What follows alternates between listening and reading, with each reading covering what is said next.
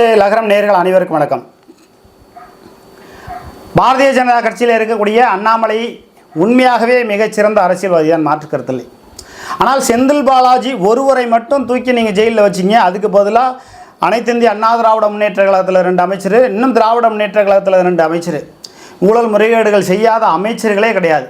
இப்படி யாராவது நீங்கள் தூக்கி உள்ளே வச்சுருந்தீங்கன்னா உண்மையாகவே அண்ணாமலை ஒரு மிகச்சிறந்த பரவலான ஒரு திறமையான அரசியல்வாதி என்று சொல்ல முடியும். அவர் ஒரு தலைபட்சமாக ஓரவஞ்சனையாக செயல்பட்டு இருக்கிறாரோ என்ற ஒரு ஐயப்பாடு நமக்கு இருக்கிறது. செந்தில் பாலாஜி மட்டும் தூக்கி நீங்கள் உள்ளே வைக்க வேண்டிய அவசியம் இல்லை. கொங்கு பகுதியில் மட்டும்தான் நீங்கள் அரசியல் பண்ணணுமா? திருச்சி பகுதியில் நீங்கள் அரசியல் பண்ண வேண்டாமா? புதுக்கோட்டை பகுதியில் அரசியல் பண்ண வேண்டாமா? மற்ற அமைச்சர்கள் மதுரையிலேயோ திருச்சியிலேயோ எந்த ஊழல் முறைகேடு செய்த முன்னாள் அமைச்சர்கள் இன்னாள் அமைச்சர்கள் இல்லையா? அப்போ திராவிட முன்னேற்ற கழகத்தினுடைய ஊழல் முறைகேடுகளை, அனைத்து இந்திய அண்ணா திராவிட முன்னேற்ற கழகத்தினுடைய ஊழல் முறைகேடுகளை சுட்டிக்காட்டி அவர்களிடத்திலே பங்கு பெறுகிறதா பாரதிய ஜனதா கட்சி என்ற ஒரு ஐயப்பாடு இருக்கிறது. ஒரு பக்கம் பாரதிய ஜனதா கட்சியினுடைய அண்ணாமலைக்கு சுப்பிரமணிய சாமி வேட்டு வைத்துக் கொண்டிருக்கிறார். சூத்திரர்களை ஒருபோதும் அதிகார பலத்திற்கு வந்துவிடக்கூடாது என்பதற்காகத்தான் அம்மையார் ஜெயலலிதா அவர்கள் முதல் குற்றவாளி, 2வது குற்றவாளி அம்மையார் சசிகலா. முதல் குற்றவாளிக்கு 4 ஆண்டு காலம் சிறை தண்டனை என்று சொன்னால் 2வது குற்றவாளிக்கு 2 ஆண்டு தானே சிறை தண்டனை கொடுக்க வேண்டும். அப்படி என்று சொன்னால் இந்த ஆரிய பாப்பார கூட்டம் ஒட்டுமொத்தமாக தமிழினத்தை, சூத்திரர்களை பழிவாங்கி கொண்டிருக்கிறது. அந்த பழிவாங்கல் தான் அண்ணாமலைக்கும் நடக்கப் போகிறது என்பதுதான் உண்மை. அண்ணாமலையை எப்படியாவது இந்த பாரதிய ஜனதா கட்சி பதவியிலிருந்து தூக்கி எறிந்து விட வேண்டும் என்று பல வகையில் முயற்சி செஞ்சாங்க. ஆனால் அண்ணாமலையினுடைய திறமை, அவருடைய ஆளுமை, அவருடைய பேச்சாற்றல், அவருடைய டேட்டா வாரியாக பேசுறது எல்லாமே பிடிச்சிருக்கு. சிறந்த அரசியல்வாதியாக நீங்கள் செந்தில் பாலாஜியை தூக்கி உள்ளே வச்ச நீங்கள் திராவிட முன்னேற்ற கழகத்தில் இருக்கக்கூடிய அமைச்சர்களை மதுரையிலேயே மூர்த்தியோ, நெடுஞ்சாலைத்துறையில் ஏவா வேலு, பொதுப்பணித்துறையிலையோ, துறைமுருகனையோ, மற்ற அமைச்சர்களை யாராவது தூக்கி நீங்கள் உள்ளே வச்சுருந்தீங்கன்னா, ஊழல் முறைகேடு செஞ்சவங்களை முறைப்படி நடவடிக்கை எடுத்திருந்தீங்கன்னா உண்மையாகவே அண்ணாமலை ஒரு தைரியமான அரசியல்வாதி, பாஜக ஒரு தைரியமான அரசியல்வாதி என்று சொல்லலாம். அந்த கட்சியும் தைரியமான கட்சி என்று சொல்லலாம். ஆனால் நீங்கள் திட்டமிட்டு செந்தில் பாலாஜி என்ற ஒருவரை பழிவாங்கியதன் காரணமாக நீங்கள் அடைந்த பலன் என்ன? திறமறந்தா தில் இருந்தால் செந்தில் பாலாஜியை வெளியே விட்டுட்டு பாஜக அரசியல் செய்யுமா? முடியுமா? அதற்கான வாய்ப்பு இருக்கா? செந்தில் பாலாஜி வெளியில் வந்துட்டார்னா கொங்கு மண்டலத்தில் பாஜக சுத்தமாக அவுட் ஆயிரும். ஒரு தொகுதி தான் ஜெயிக்கிறதுக்கான வாய்ப்பு இருக்குது. பெரிய அளவுக்கு நீங்கள் 4-5 தொகுதி எல்லாம் பிடிக்கிறதுக்கான வாய்ப்பு இல்லை. வேணும்னா இவிஎம் மிஸ்ல ஏதாவது பண்ணினாலே ஒழிய மற்றபடி தனிப்பட்ட முறையில் இல்லை. அப்போ பாஜகவில் அண்ணாமலை பாத யாத்திரை போகிறாரே, இந்த அளவுக்கு உழைச்சிருக்காரே, கடுமையான கூட்டம் இருக்குது, நிறைய பேர் வருவாங்க. கூடுகிற கூட்டம் எல்லாம் ஓட்டு போடும் என்று சொன்னால் அது மடமைத்தனம், அது அறிவற்ற செயல். அதை நான் பொதுவான தகவல், அதாவது ஏற்கனவே கலைஞர் கருணாநிதி அவர்களே கூடுகிற கூட்டத்தை பார்த்து எல்லா கூட்டமும் எனக்கு வந்திருக்கிற மாநாடுக்கு வந்திருக்கிறவர்களெல்லாம் நீங்கள் ஓட்டு போடுவீர்கள் என்று நான் நம்பவில்லை, இது செம்மறியாட்டு கூட்டம் என்று கலைஞர் கருணாநிதி அவர்கள் சொல்லியிருக்கிறார்கள். அதுபோல தான் தமிழ்நாட்டு மக்கள் மட்டுமல்ல, இந்திய மக்களும் சரி ஒட்டுமொத்தமாக செம்மறியாட்டு கூட்டமாகத்தான் நடந்திருக்கிறது. 2019 14 அது நடந்துச்சு, 2019 அப்படி தான் நடந்துச்சு. ஆக இந்த தமிழ்நாட்டு மக்களை செம்மறியாட்டு கூட்டமாக இல்லாமல் ஒதுக்கிவிட்டு இந்த கட்சிக்கு ஒரு 5, இந்த கட்சிக்கு ஒரு 4, இந்த கட்சிக்கு ஒரு 6, இப்படி 40 தொகுதிகளை ஒரு 3 தொகுதியாக ஒரு 6-7 கட்சி வெற்றி பெறுவதற்கான வழிவகையில் இந்த தமிழ்நாட்டு மக்கள் என்றைக்கு செய்கிறார்களோ அன்றைக்கு தான் இந்த தமிழ்நாட்டு மக்கள் விழிப்புணர்வு உள்ள மக்களாக இருக்க முடியும். போன தடவை என்ன பண்ணீங்க? ஒட்டு மொத்தமாக 39 தொகுதிகளை திராவிட முன்னேற்ற கழகத்தை கொடுத்தீங்க. அந்த திராவிட முன்னேற்ற கழகத்தால் இந்த தமிழ்நாட்டில் தேனாரும் பாலாரும் அப்படியே ஓடியதா? ஒன்றுமே கிடையாது. 2021 காலகட்டங்களில் அக்கா கனிமொழி என்ன சொன்னாங்க?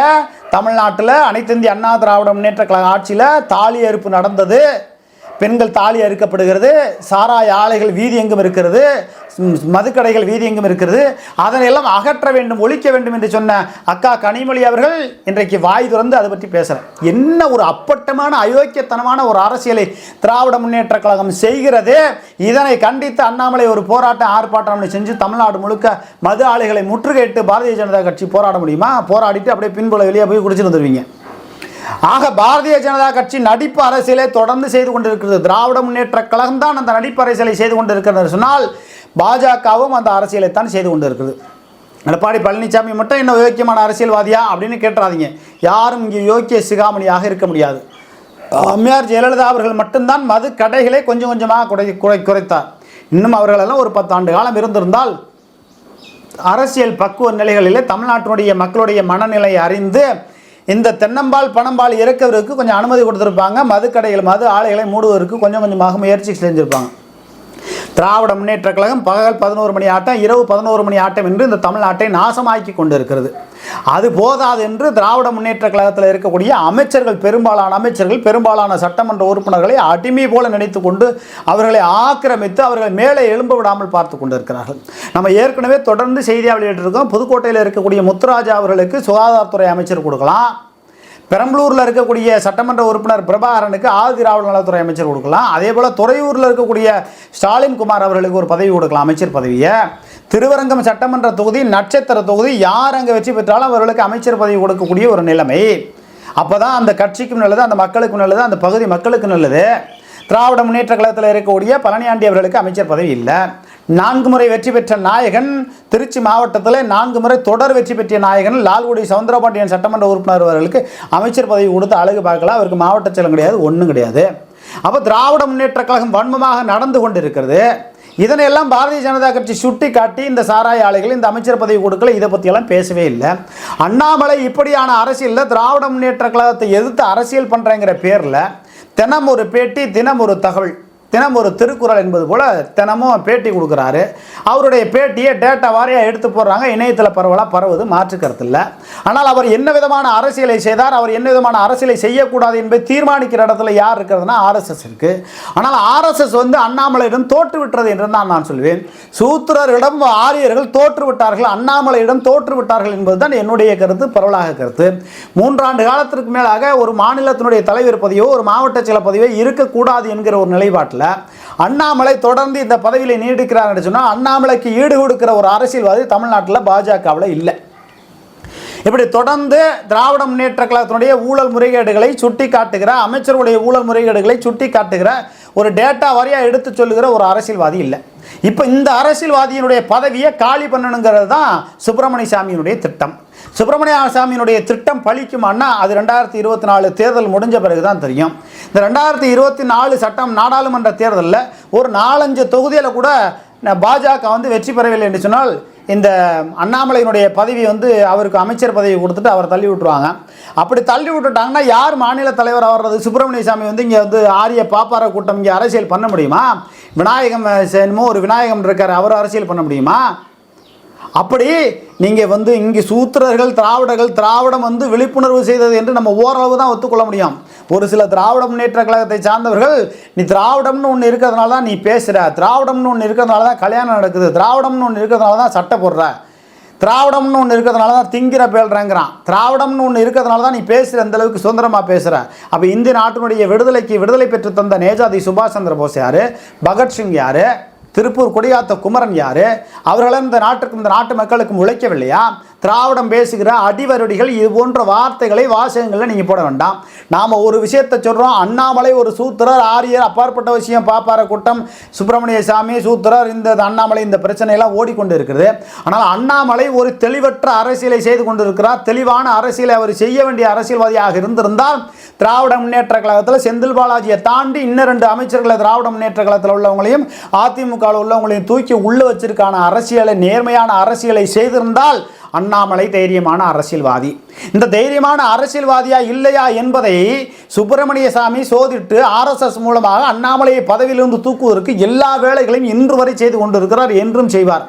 அவராக எனக்கு பதவி வேண்டாம், நான் மத்திய அமைச்சர் பதவியில் இருக்கேன் போதும்டா சாமின்னு அண்ணாமலை போனால் ஒழிய அண்ணாமலையை அவ்வளோ சீக்கிரமாக மாற்ற மாட்டாங்க. அண்ணாமலைக்கு மோடிக்கு அடுத்த இடத்துல வரக்கூடிய அளவுக்கு அண்ணாமலைக்கு தகுதி இருக்கான்னா தகுதி இருக்குது. ஆனால் அவர் ஓரவஞ்சனையோட திராவிட முன்னேற்ற கழகத்தினுடைய மற்ற அமைச்சர்கள்லாம் தூக்கி உள்ள அமைச்சாமல், அதிமுகவில் இருக்கக்கூடிய முன்னாள் அமைச்சர்களெல்லாம் தூக்கி ஜெயிலில் வைக்கிறதுக்கு உண்டான வேலைகளை பண்ணாமல் செந்தில் பாலாஜியை மட்டும் பழி வாங்கினதில் தான் அவருடைய ராஜதந்திரம், அவருடைய சுயநலம் இருக்குதுன்னு நான் வெளிப்படையாக குற்றச்சாட்டு சொல்லுவேன். செந்தில் பாலாஜி ஊழல் முறையேடுங்கிறது அது விசாரணையில் இருக்குங்க, அதுக்குள்ளே நம்ம ரொம்ப போகலைங்க. அவர் ஒருத்தரை மட்டும் பாவம் ஏன் இந்த அளவுக்கு நீங்கள் பழி வாங்கணும்? மற்ற அமைச்சர்களை தூக்கி நீங்கள் உள்ளே வைக்கலாமே. ஆக அண்ணாமலை ஓரவஞ்சனை அரசியலை செய்கிறார். சுப்பிரமணிய சாமி ஒரு பக்கம் அண்ணாமலையை கட்சியிலிருந்து தூக்கணும்னு நினைக்கிறார். இந்த பாரதிய ஜனதா கட்சியினுடைய இந்த திட்டங்கள், இந்த பழிவாங்குகள் தொடர்ந்து கொண்டிருந்தால் அடுத்த ஆரிய பாப்பார கூட்டம் இந்த மாநிலத்தினுடைய தலைவராக ஒருத்தர் வந்தால் என்ன நடக்கும்? அப்படி வந்த அரசியல் தான் செய்ய முடியுமா? சுப்பிரமணிய சாமி அரசியல் செய்ய முடியுமா?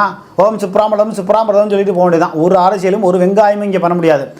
ஆரிய பாப்பார கூட்டம் 3% இருக்கக்கூடியவர்கள் இந்த நாட்டை நாசமாக்கி கொண்டு இருக்கிறார்கள். இந்த ஆரிய பாப்பார கூட்டம் இந்த இந்திய நாட்டை அடிமைப்படுத்தி கொண்டு இருக்கிறது. 3% இருக்கிற இவர்கள் இந்த நாட்டை அடிமைப்படுத்தி கொண்டு இருக்கிறார்கள் என்பதற்கு சாட்சி தான் அம்மையார் ஜெயலலிதா அவர்கள் உயிரோடு இருக்கும் வரை அந்த தீர்ப்புக்கு சொத்து குவிப்பு வழக்கு தீர்ப்பு கொடுக்கவில்லை. ஏன்னா அவங்களும் ஒரு ஆரிய பாப்பாத்திங்கிறதுனால அந்த ஆரிய பாப்பாத்தி அம்மையார் ஜெயலலிதா அவர்களுக்கு 4 ஆண்டு ஆளும் சிறை தண்டனை, 2வது குற்றவாளிக்கு முதல் குற்றவாளிக்கு 4 ஆண்டுனா 2ஆம் குற்றவாளிக்கு 2 ஆண்டு சிறை தண்டனை கொடுத்திருக்க வேண்டும். அப்ப திட்டமிட்டு தமிழ்நாட்டு தமிழ் முக்குளத்தூர் தமிழ் பாரம்பரியம் சூத்திரர்கள் என்று இவர்களை பழிவாங்குகிற வேலைகளை இந்த ஆரிய பாப்பார கூட்டம் RSS கூட்டம் செய்திருக்கிறது என்பதுதான் உண்மை. இந்த நிலத்தெல்லாம் விடுதலை பெற வேண்டும் என்று சொன்னால் ஒட்டுமொத்தமாக நீங்கள் திராவிட முன்னேற்ற கழகத்திற்கு வெற்றி வாய்ப்பினை கொடுப்பதனால் ஆரிய பாப்பார கூட்டத்திலிருந்து சனாதனத்தை ஒழிப்பிலிருந்து நாம் சனாதனத்தை ஒழித்து விட்டோம், ஆரியத்தை ஒழித்து விட்டோம் என்று அர்த்தம் இல்லை.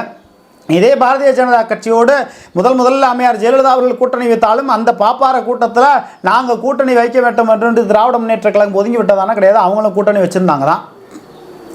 ஆரிய பாப்பார கூட்டத்தோடு திராவிட முன்னேற்ற கழகம் இன்றளவும் கொள்ளைப்புற வழியாக கூட்டணி வைத்திருக்கிறது. ஆக இதனையெல்லாம் ஒழிக்க வேண்டும் என்று சொன்னால் தமிழ்நாட்டு மக்கள் ஒரு 7-3-21 இப்படி ஒரு 20 தொகுதியை ஒரு 3 கட்சிக்கா ஒரு கட்சிக்கு ஒரு 7 கட்சிக்கு 3 தொகுதியை ஒதுக்கி நீங்கள் வெற்றி பெற வைக்கணும். அதிமுகவுக்கு ஒரு 5, திமுகவுக்கு ஒரு 5, நாம் தமிழர் கட்சிக்கு 3, ஸ்ரீதர் வாண்டியாருக்கு 1, கிருஷ்ணசாமிக்கு 1, இப்படி வெற்றி வாய்ப்பினை பகிர்ந்து கொடுக்கக்கூடிய ஒரு நிலைமையில் தமிழ்நாட்டு மக்கள் என்றைக்கு வருகிறார்களோ செம்மறியாற்று கூட்டமாக இல்லாமல் வெற்றி வாய்ப்பினை பகிர்ந்து கொடுக்க வேண்டும். சட்டமன்ற தேர்தலில் ஆட்சி அதிகாரத்துக்கு வருவதற்கு கொடுக்கக்கூடியது என்பது வேறு. நாடாளுமன்ற தேர்தலில் 40 தொகுதியும் 39 தொகுதியும் ஒரே கட்சிக்கு நீங்கள் வெற்றி வாய்ப்பை கொடுக்கிறீர்கள் என்று சொன்னால் இந்த தமிழ்நாட்டிலே பானாரும் தேனாரும் ஓடியதா என்றால் கிடையாது. ஆகவே வருகிற நாடாளுமன்ற தேர்தலில் வெற்றி வாய்ப்பினை பகிர்ந்து கொடுங்கள் என்று சொல்கிறோம். அண்ணாமலை என்ற ஒருவரை சுப்பிரமணிய சாமி அரசியலிருந்து எப்படியாவது ஓரங்கட்டணும். இந்த சூத்திரர்கள் அரசியலை செய்யக்கூடாது. ஆரிய பாப்பார கூட்டம் எல்லா மக்களையும் அடிமைப்படுத்த வேண்டும் என்று நினைக்கிறது. அதற்கு துணை போகாமல் தமிழ்நாட்டு மக்கள் விழிப்புணர்வோடு இருக்க வேண்டும் என்ற செய்தியைத்தான் இந்த செய்தியின் வாயிலாக தெரிவித்துக் கொள்கிறோம். நமது லகரம் என்ற சேனலை சப்ஸ்கிரைப் செய்து பெல் பட்டனை அழுத்தி ஆல் பெல் பட்டனை அழுத்தி வழக்கம் போல ஆதரவு கொடுங்கள். உங்களுடைய ஆதரவே நமது பலம் என்பதை தெரிவித்துக் கொள்கிறேன். நன்றி, வணக்கம்.